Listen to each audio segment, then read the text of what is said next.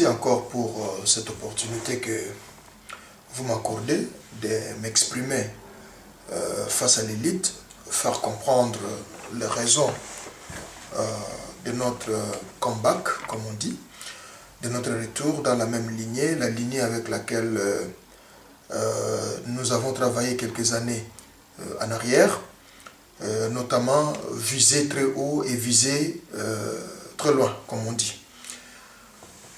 Nous comprendrons une chose, si je dois retourner vers l'historique, c'est que il y a quelques années en arrière, tous nous avons déploré l'état dans lequel se trouvait notre pays.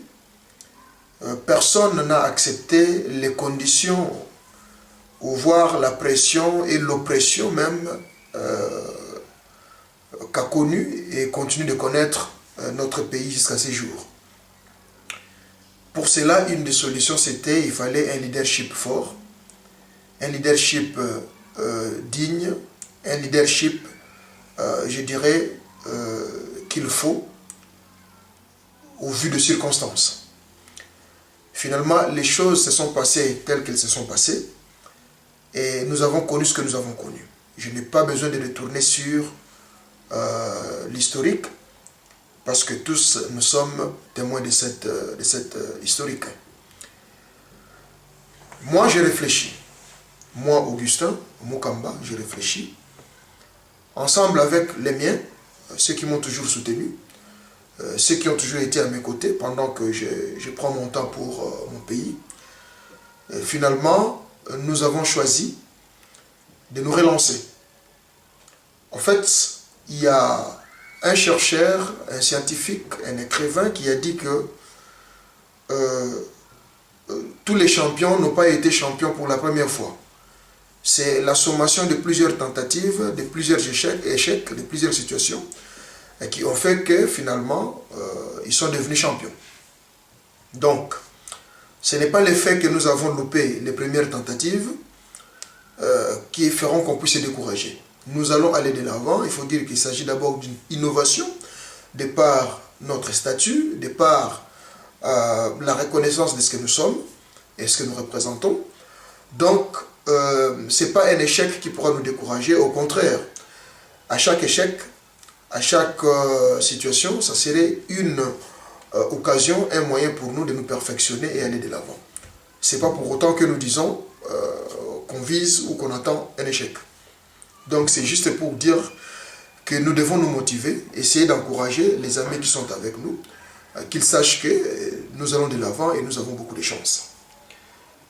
Autre élément que je pouvais ajouter, je me dis c'est une innovation. C'est une innovation parce que c'est vrai, ce n'est pas encore le moment, mais je crois que c'est le moment.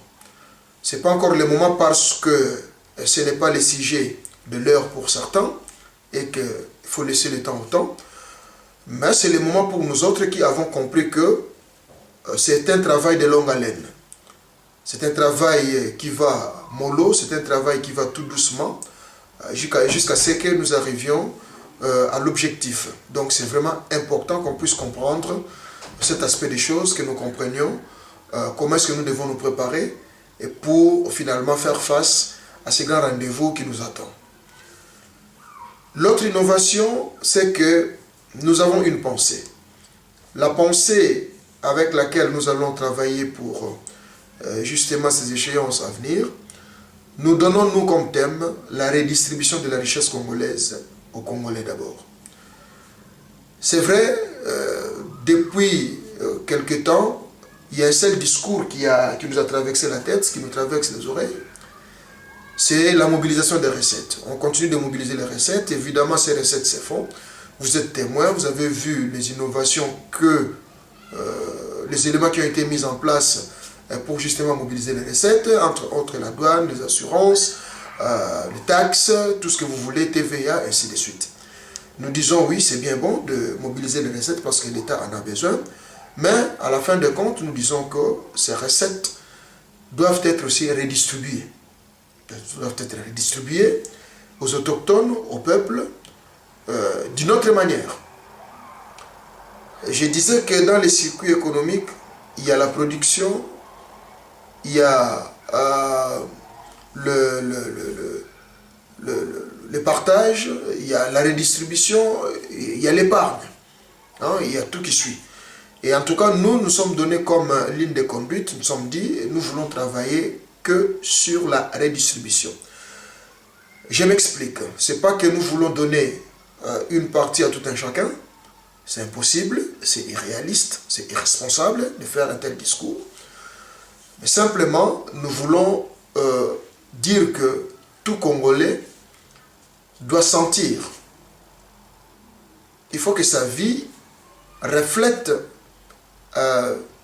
qu'il est dans un pays qui produit du cuivre, dans un pays où il y a de l'or, il vit dans un pays où il y a les diamants, où il y a les coltan, dans un pays où il y a les maniocs, où il y a les maïs, où il y a les haricots, dans un pays où il y a un fleuve, dans un pays où il y a des cours d'eau.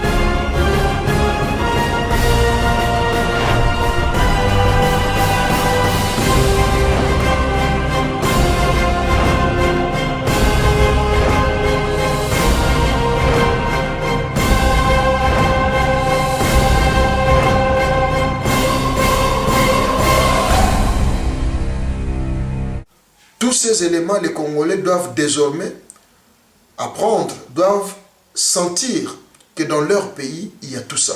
Voilà comment est-ce que nous tablons, nous orientons ces discours de la redistribution de la richesse congolaise, d'abord aux Congolais.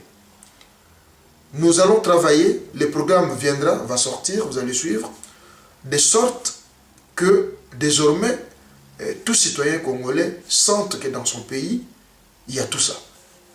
J'insiste, je suis clair, je ne promets pas la gratuité, je ne promets pas que les cadeaux, je ne promets pas la paresse, mais je voudrais, s'il vous plaît, simplement organiser la redistribution, les dérivés, les retombées de la richesse congolaise aux Congolais. Voilà ma pensée pour 2016. Voilà mon orientation pour 2016.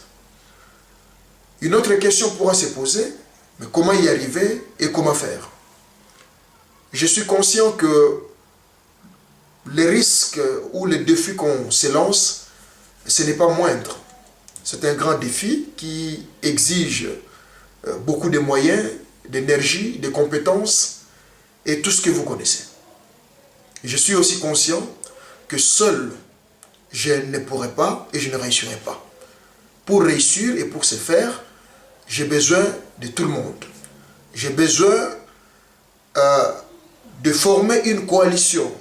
J'ai besoin de former une majorité. J'ai besoin de faire une certaine complicité avec ceux-là qui voient les choses telles que je les vois moi.